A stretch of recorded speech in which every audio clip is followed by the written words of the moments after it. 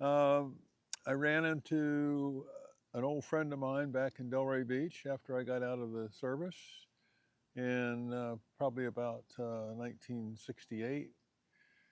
And he started telling me about the Turks and Caicos and Provo and all that. And I'd been away for a while, and so I was kind of out of touch. So he uh, he was the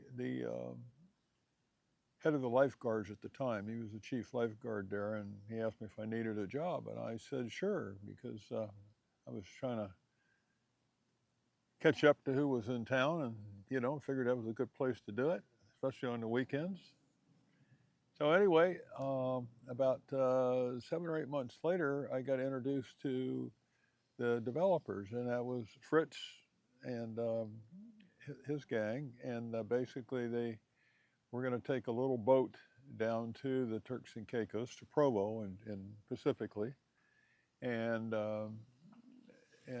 Luke Wilson was the guy's name that introduced me to him, and I don't know if you remember old Luke, way before your time, huh? Wow.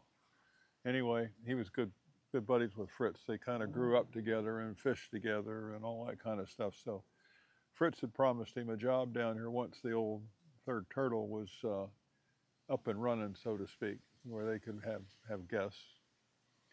And I was had the opportunity to come along, and no promises about what I would what I'd get, but or what job I would have. But we came down on a little boat, little 27-foot boat called the Fertile Turtle, and we got here. It took us about 5 days to get here, and anyway, we left it out at what we used to call Babalua Beach because they were still digging the entrance to the canal, which took about another 3.5 to 4 weeks.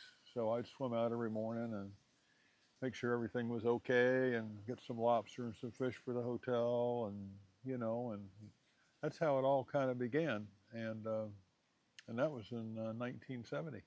So, and here I am.